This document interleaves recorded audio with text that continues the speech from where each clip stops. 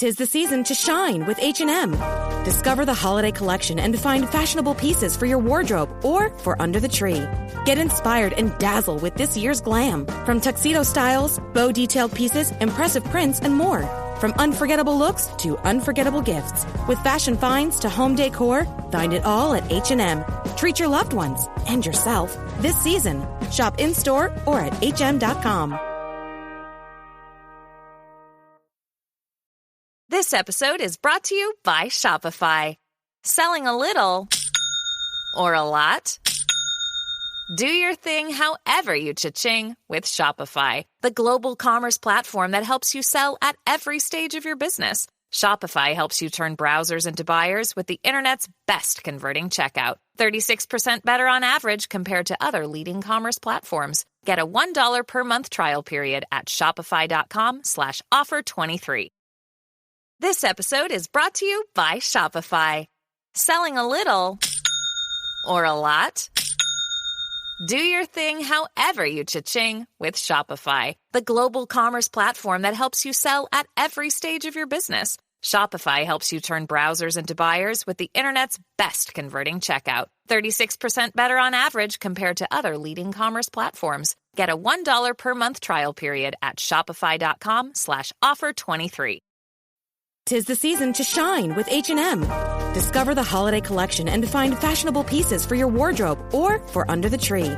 Get inspired and dazzle with this year's glam. From tuxedo styles, bow detailed pieces, impressive prints, and more.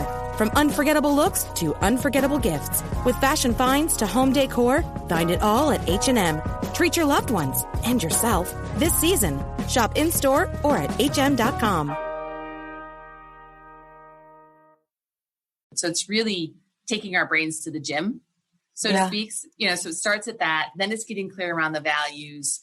Then it's getting clear about your most joyous strengths, because there's lots of things that you and I are good at that don't necessarily make us happy. No.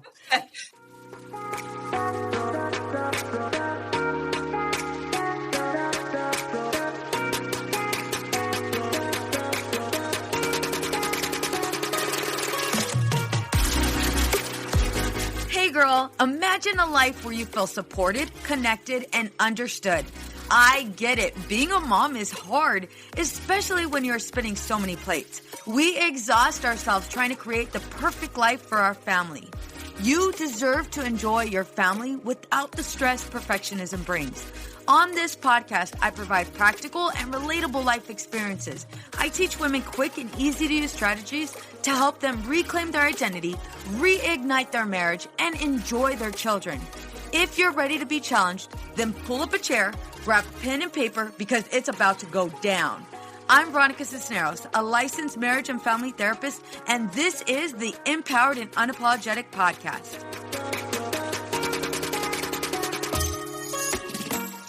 Welcome to Empowered and Unapologetic. I'm your host, Veronica Cisneros.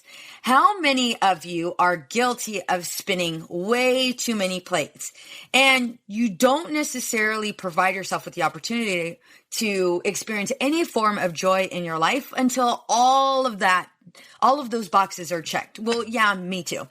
Today's guest is an overachiever, business development coach, and professional speaker. After 20 years in the legal industry, a field with extreme rates of burnout, she witnessed her successful peers deal with high levels of anxiety, worry, and stress. At the peak of her career, she stepped away from her business to embark on her own joy journey. She founded Joyachiever to help overachievers define their unique joy journey and apply their ambition to achieve a balanced, happy life. So please help me by welcoming Tracy LaLonde. Hey, Tracy. Hey, Veronica. Happy to be here with you. Thank you so much. So I'm reading your book. I'm doing as much research as I can on you. And it's like, holy moly. My listeners aren't going to know what I'm talking about, but I'll explain.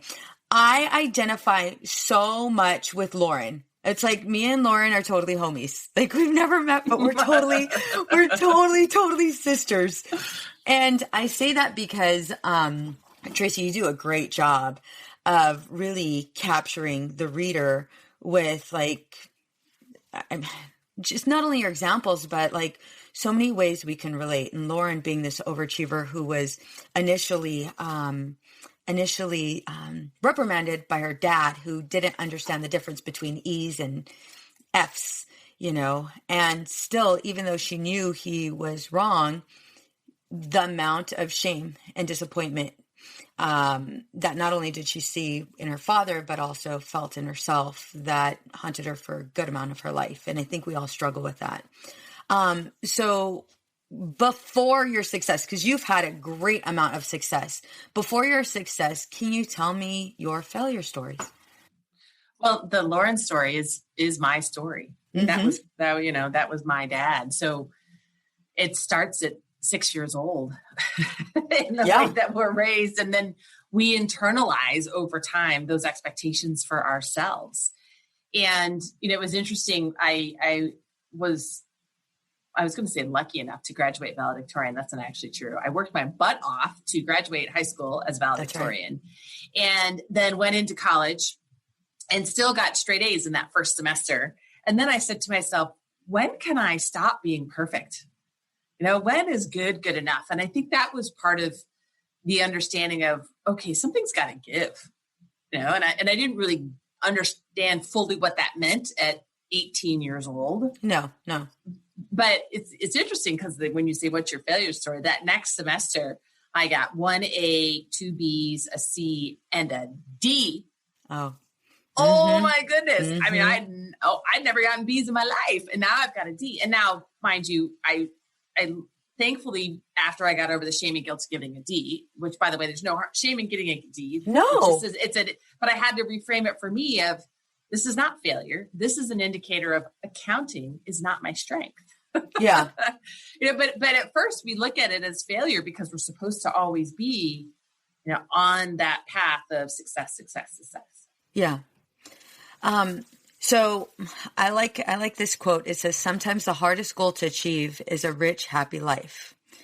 Overachievers often fall victim to what I call the once I syndrome. Once I work hard enough to get the right job, get promoted, get the kids into college, make enough money, or retire, then I can have fun or enjoy my life. I have to be honest, I totally struggled with this myself.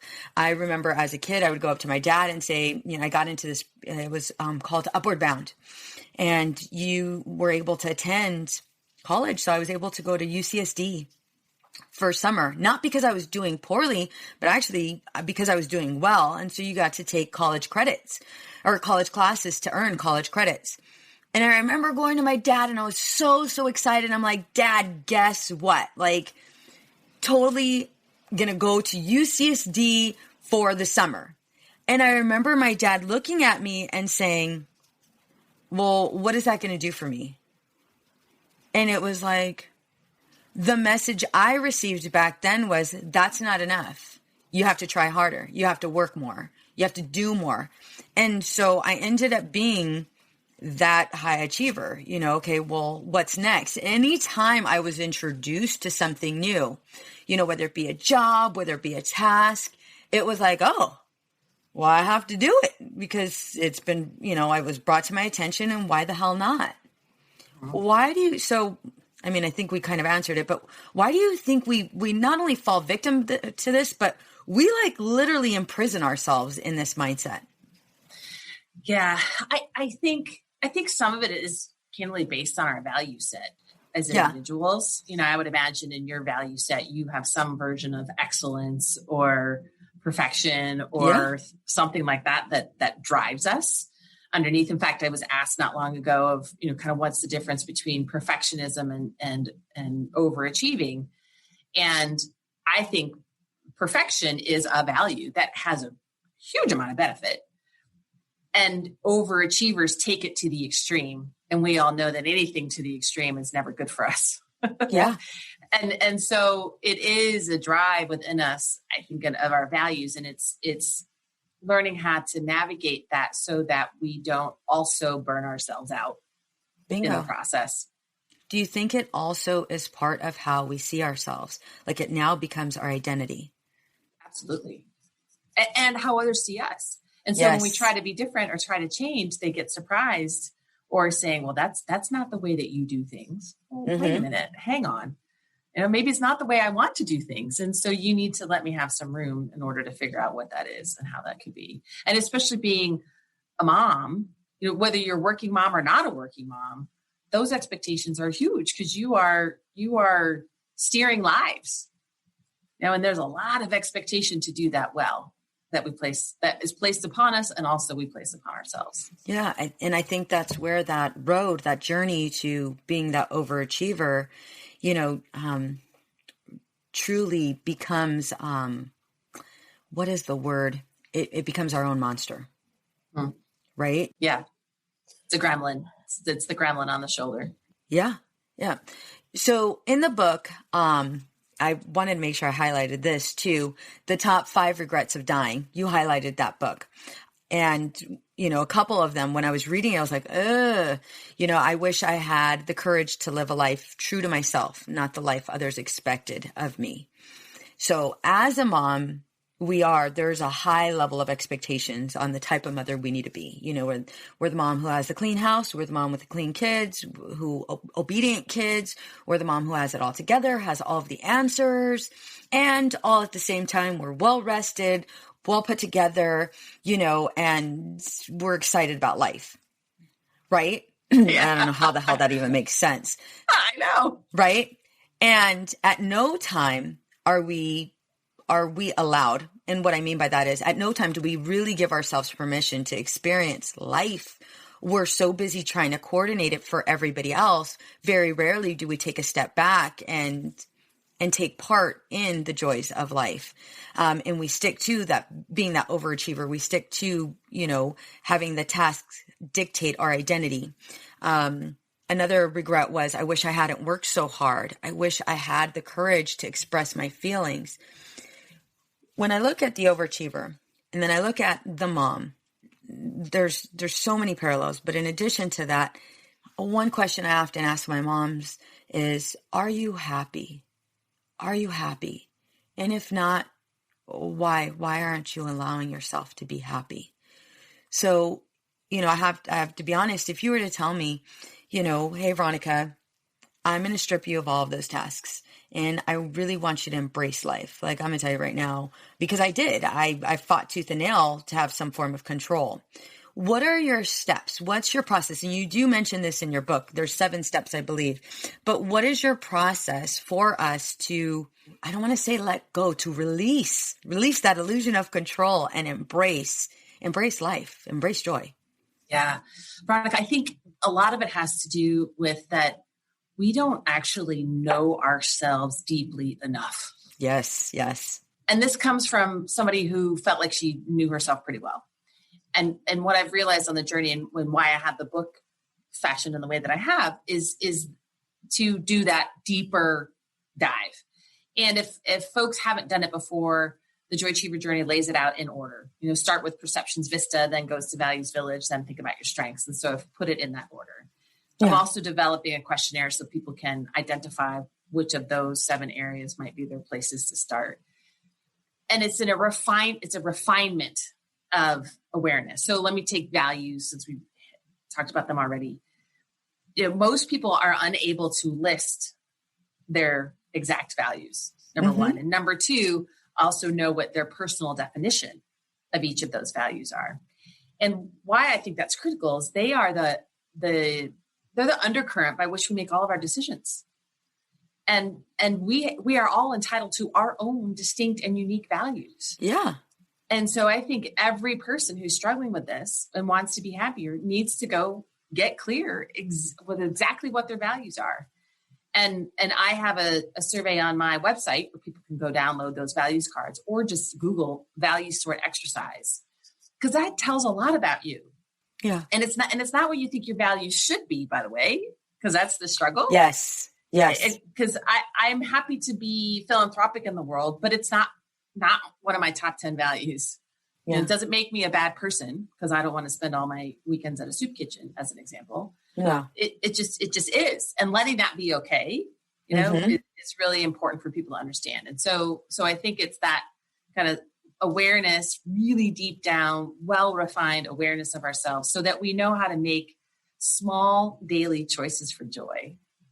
Because I think when you say to someone, are you happy? Well, no, I'm not. Okay, well then be happier. Well, that doesn't work. And it's not like anybody's going to read this book or have a coaching session with you or what have you. And then all of a sudden like, oh, hey, I got it.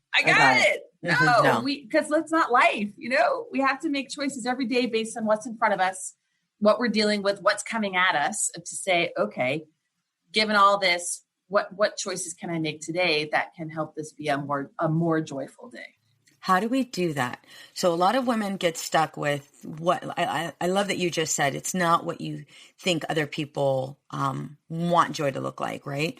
So how do we do that? How do we find our own joy? How do we find what lights us up? Yeah, well, it's all in all of those 7 true self steps. So it's how you perceive the world. So it's glass half empty, glass half full, if you will.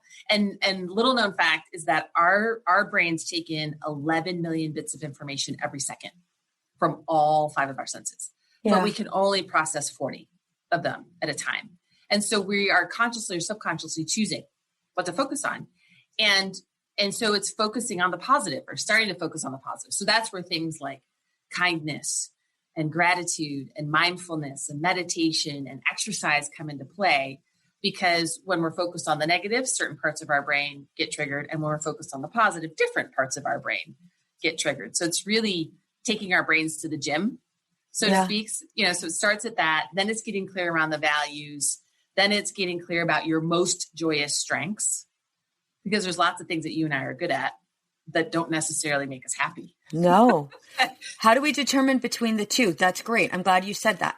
So how do we know, like, okay, we're really good at this, but it doesn't necessarily make us happy? So some clues are, how does it make you feel? Do you look forward to that activity? Does time fly by?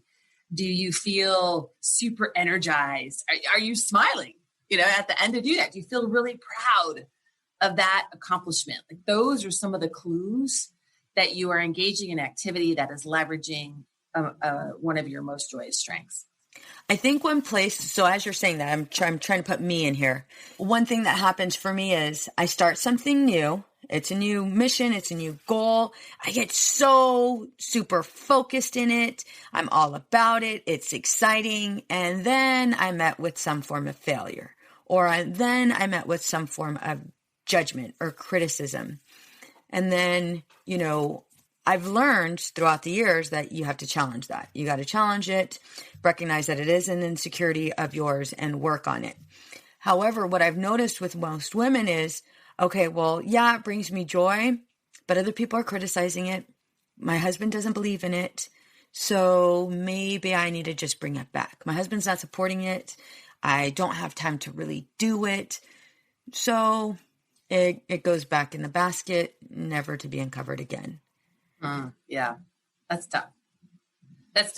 And I think I go back to some self-exploration of, okay, is it a finite activity? Does it really tap into my most joyous strength, or have I done it and now I'm like, okay, got that, and am I on to the next thing? Some folks just like to, serial entrepreneurs, if you will, or serial idea creators. They're really great idea creators, but then once they get to a certain point or get certain challenge, like, okay, I'm not an operations person. I'm an idea creator. Yeah. So I would examine that to figure out what exactly is going on and where that joy is coming from.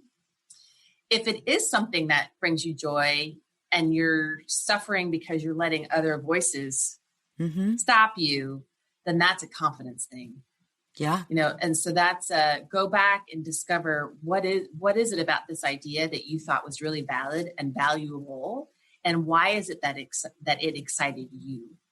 And then look to explain it to others in a way that can tap into that excitement from their own perspective. The husband may not get it because he's seeing it from a different view. But if you can figure out how to translate why it makes you excited into ways that it makes him excited, then he might have a different view of it and can get behind you on it and continue, because perseverance is tough for anybody. Oh, absolutely. I think another thing we tend to do also is we tend to stick with what's familiar.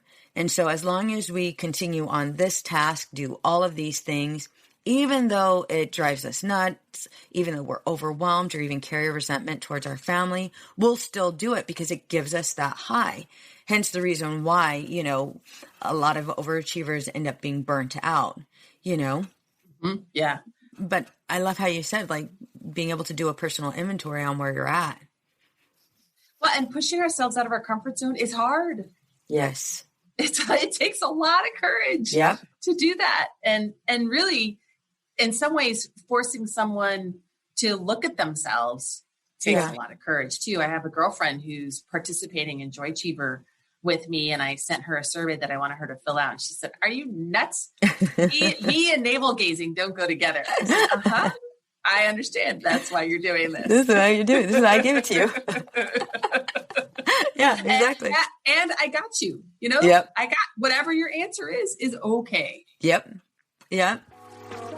We can all use a little help in our marriage, especially when it comes to communicating. I have created a quiz just for you. Find out if you are making these marriage mistakes. This quiz is 100% free. I will give you practical tips and easy to use strategies to apply right away.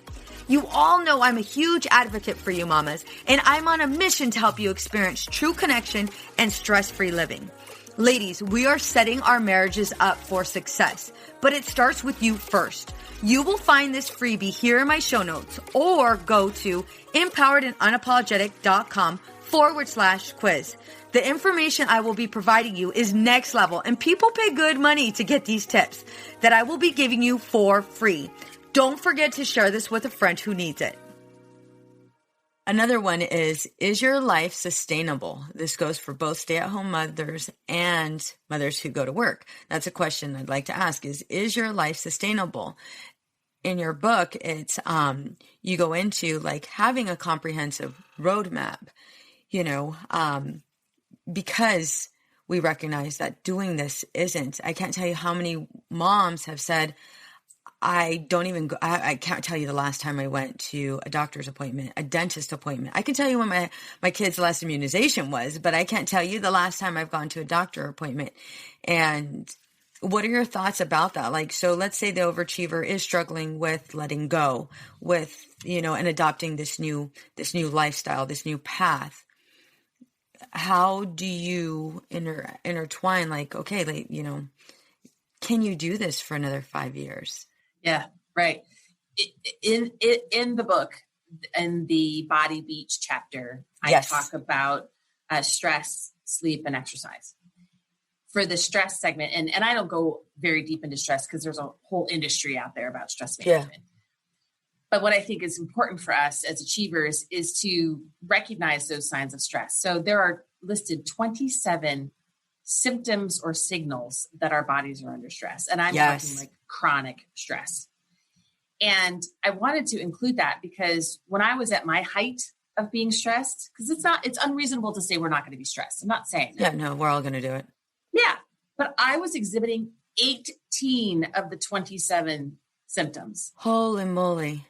Yes. You know, I thought about in the last 2 weeks, you know, what's happening for me. And those are things from insomnia, too much wine, being irritable, having headaches, you know, so there's a variety of physical, mood, behavior kinds of things. And that I put that in the book because I want that to be a wake-up call for folks. And I want them to literally count. Like, where are you? Now, I'm not going to go out and suggest, okay, well, if you have 10, you're in the okay range. People have to figure that out for themselves. But we need a mirror to look into. And that was the closest one that I could, in a brief way, share or give to folks to let them have the aha moment of, okay, this isn't right. And something's got to change here because that's not sustainable because our bodies will literally, I mean, my body was crying uncle. It was literally like, hey, and what do? We ignore it. We like power through it. Keep going. We say it's just temporary, or I just got to get the kids to graduation, then it'll be okay. Or we accept it as, well, I got promoted to a boss role. So we rationalize all of it. But, and I want folks to pay attention to it. Yeah. What are the consequences if we don't? You die. Yeah. No, I'm glad you said that. I'm really, really glad you said that. I can't tell you how many people that fall into this category come in severely depressed, severely anxious, and suicidal.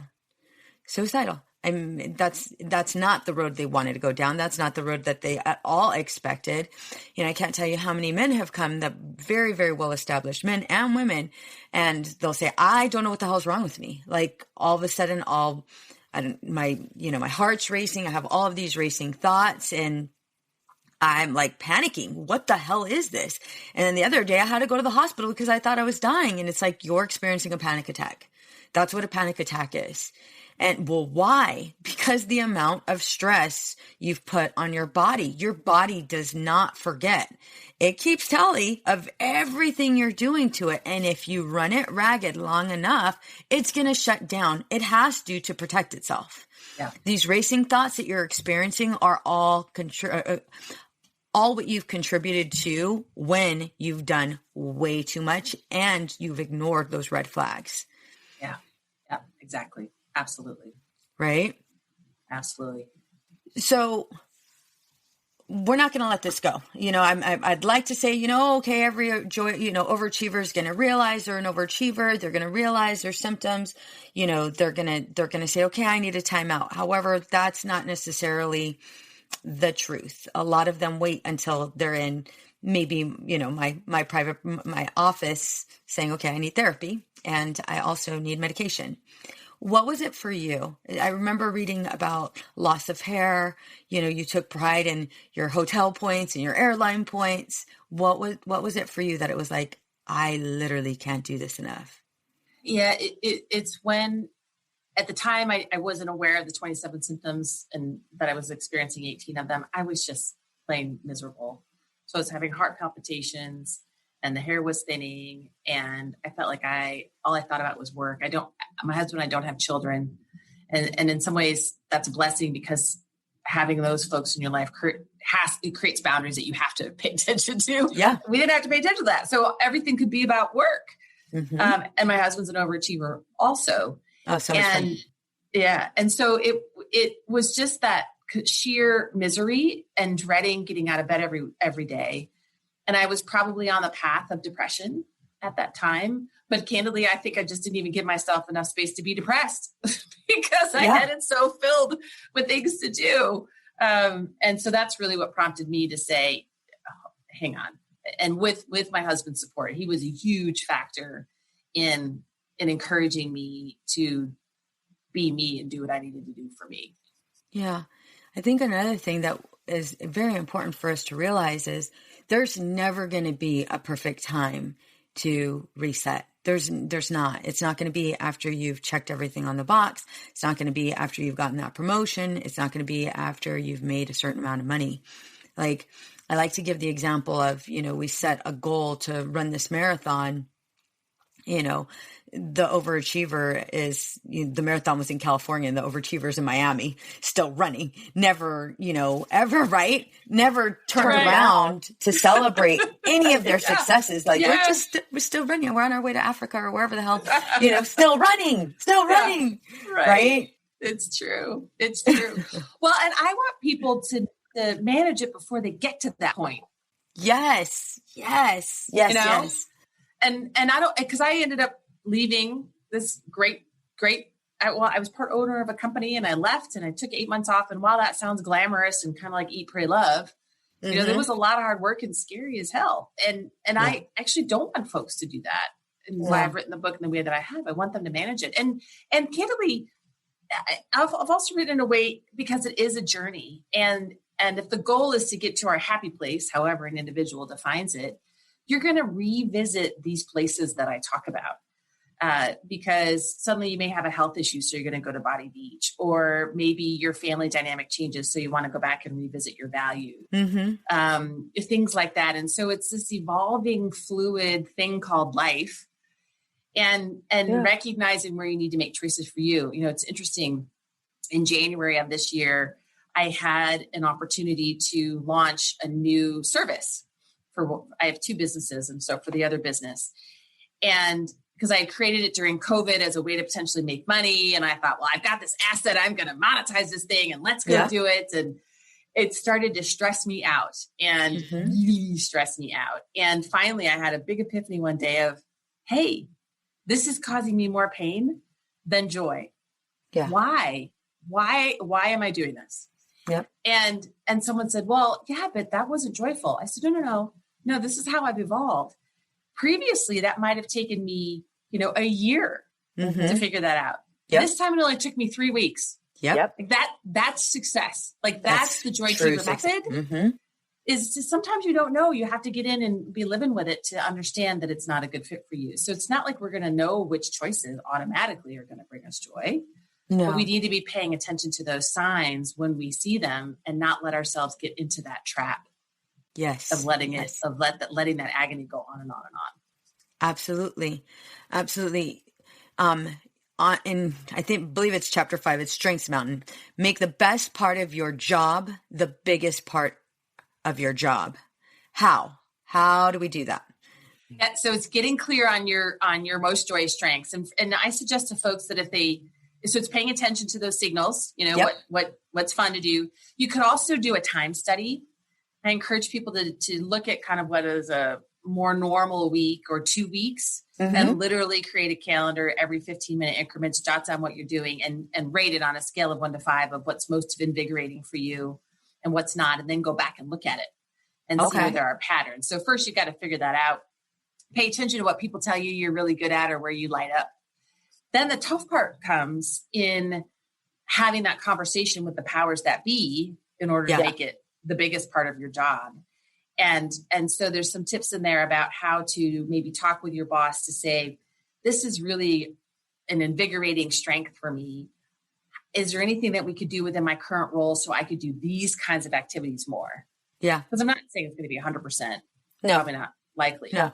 So that's one example. Or now that we have this awareness of these most joyous strengths, it's volunteering for projects that enable us to lead into those strengths. Asking a teammate to do something that doesn't invigorate you because it might invigorate them. And so, those are some ideas, or getting additional training, or if it's not going to happen at work, maybe doing volunteer things that let you lean into those strengths. So it's being willing to talk to folks and letting them know what you need in a work environment so that they can ultimately, craft your role so that you're leaning more into your strengths. It makes you so much more productive. It makes the team so much, it builds up the camaraderie of the team because you're able to communicate these needs. In a household, same thing. I hate to admit this, right? But I absolutely hate to cook. I don't want to do it. I will supervise. I will be the taster. I will do all of those things. I will be the cheerleader that dances in the background, hyping you up so that food is well flavored, right? I will do those things gladly. And had a conversation with my husband, cooking I can do it. I can do it well. However, I don't want to do it. I don't. A beautiful thing that we found out as a couple is my husband absolutely loves to cook. So much so that if my ass goes into the kitchen and tries to add salt to anything or whatever, he's like, go. This is mine. I'm doing it. He invites me every now and then to cook a meal, so he has time off. But for the most part, it's worked so well because I get to tend to other things, maybe our kids' needs, myself, whatever. But the impact that it's had on our relationship has been significantly, it's just taken this significant change. It's been amazing. It's been so amazing. And, the things that he doesn't want to do, he and I have had conversations on whether or not we hire people. Exactly. Right?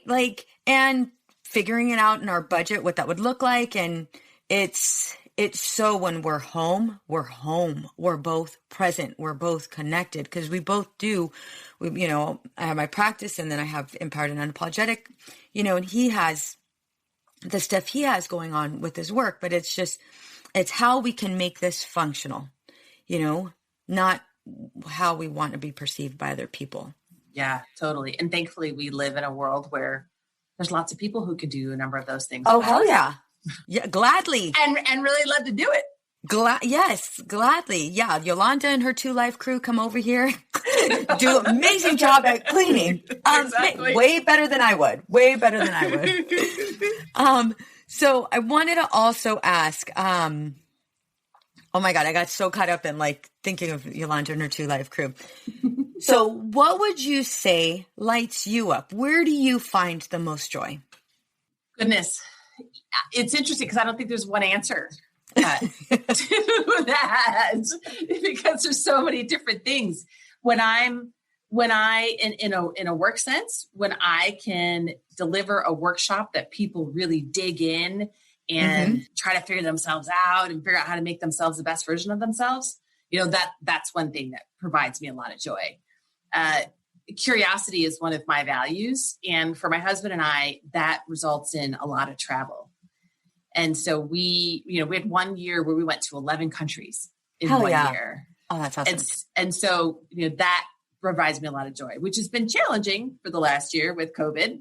So what we'll do instead is we call it travel porn, where we will get on the TV or the internet and find shows that will, satisfy that travel need. And we'll open the wine that goes, if we're watching Italy, we'll drink Italian wine or, but if we're going to do in Spain, we'll drink Spanish wine because we've had to still fill that need. Yes. Even though we can't literally get on an airplane. I love dear friends.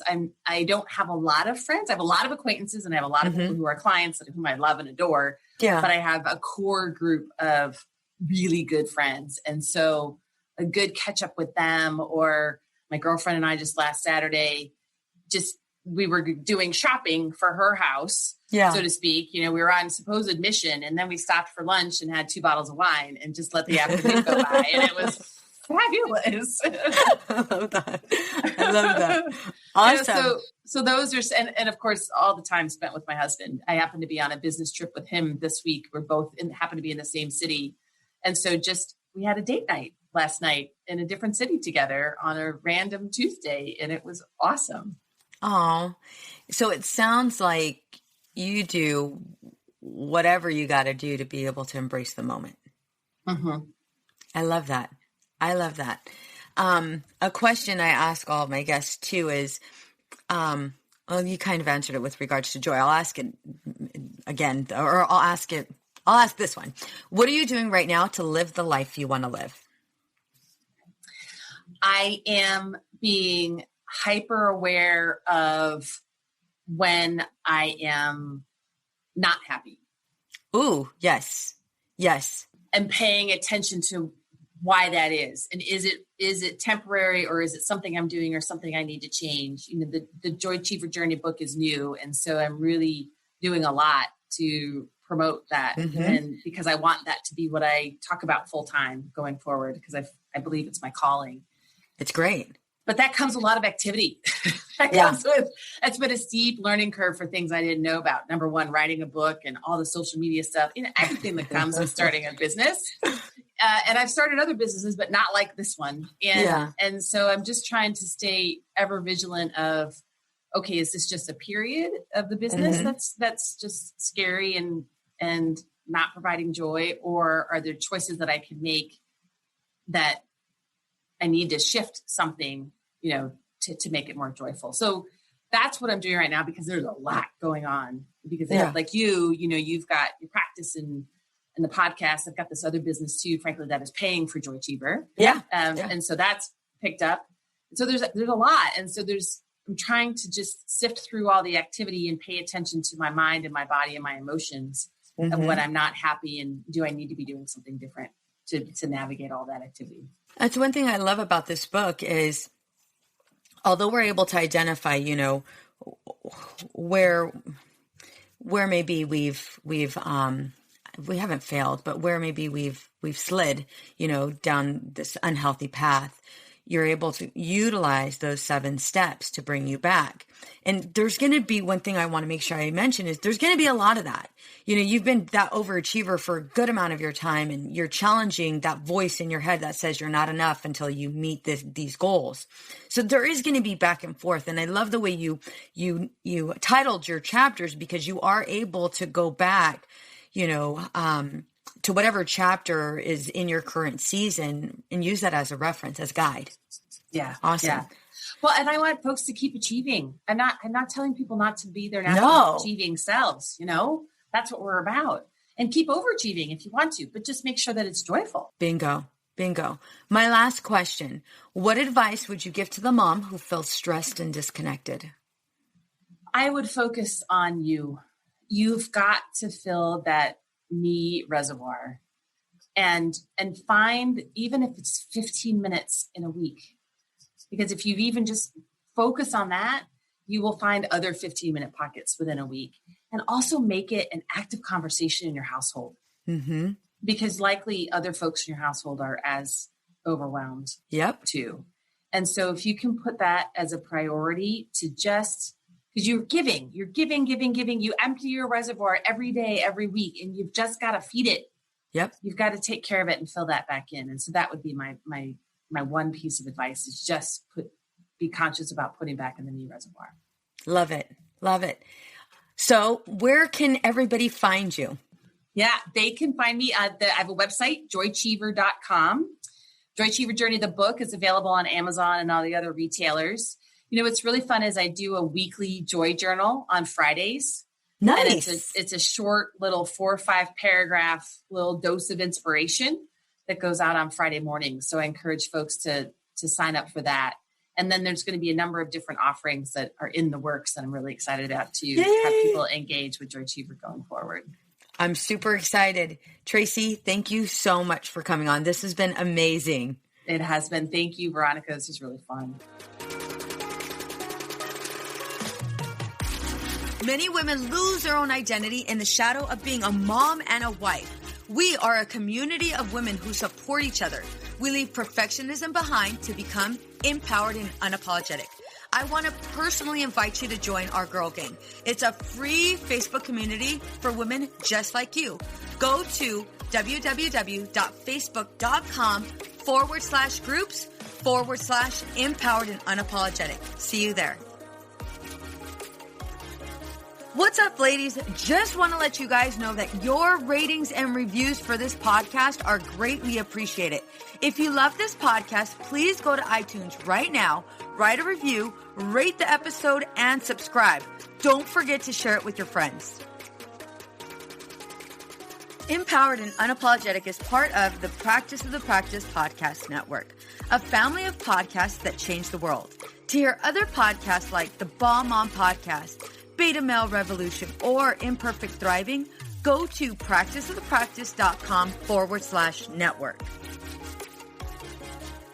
This podcast is designed to provide accurate and authoritative information in regards to the subject matter covered. This is given with the understanding that neither the host, Practice of the Practice, or the guests are providing legal, mental health, or other professional information. If you need a professional, you should find one.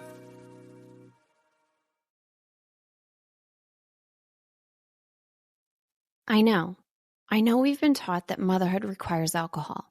I know we've been taught not to question our relationship with alcohol until we've lost everything. And I know we've been taught that if we do dare to examine our relationship with alcohol, we need to head straight to AA and declare ourselves an alcoholic who is powerless to alcohol forever. But what if all that isn't true? That's definitely not my story. I'm Suzanne, the host of the Sober Mom Life podcast. I'm an influencer who stopped drinking in January 2020, and since then, I've been telling the truth about motherhood, influencing, alcohol, and sobriety. If you suspect deep down that glass or 3 of wine at night might just be making motherhood harder, well, you're right. Come and join me as I chat with other sober and sober-curious moms. Let's laugh, cry, and normalize sobriety together, all while we reheat our coffee for the 4th time today.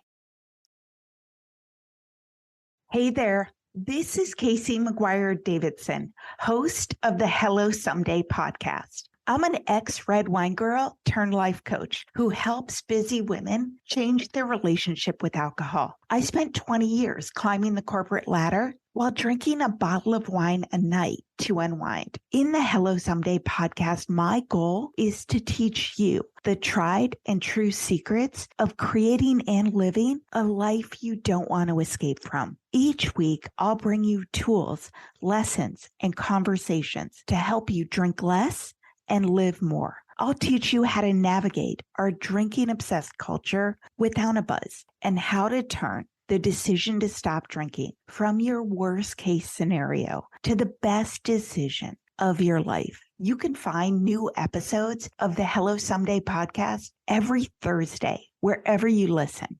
And I hope you check it out.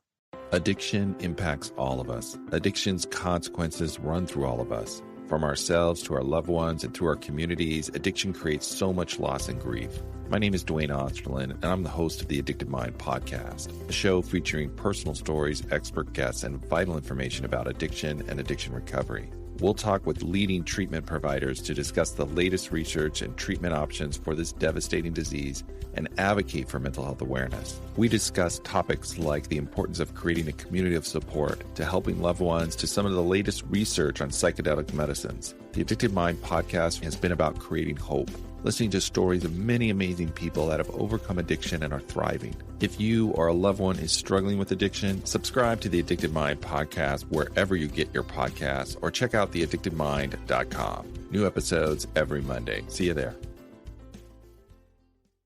Hey there, this is Casey McGuire Davidson, host of the Hello Someday podcast. I'm an ex-red wine girl turned life coach who helps busy women change their relationship with alcohol. I spent 20 years climbing the corporate ladder while drinking a bottle of wine a night to unwind. In the Hello Someday podcast, my goal is to teach you the tried and true secrets of creating and living a life you don't want to escape from. Each week, I'll bring you tools, lessons, and conversations to help you drink less and live more. I'll teach you how to navigate our drinking-obsessed culture without a buzz and how to turn the decision to stop drinking from your worst case scenario to the best decision of your life. You can find new episodes of the Hello Someday podcast every Thursday, wherever you listen.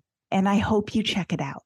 It's easy to blame ourselves for our struggles with alcohol. We see people around us being able to control their drinking without any consequences, yet no matter what we try, we can't seem to figure it out for ourselves. My name is Jillian Teets, and I am the host of the Sober Powered podcast, where I use my biochemistry background to explain the latest research in addiction and help you understand both why you drink the way you do and how to develop the skills and mindset you need to find freedom from alcohol. I discuss topics like why we think about our drinking 24/7, why we have no off switch, and why we crave alcohol. If you're struggling with your drinking or you know someone who is, then I hope that you will check out the Sober Powered podcast. New episodes every Friday. See you there.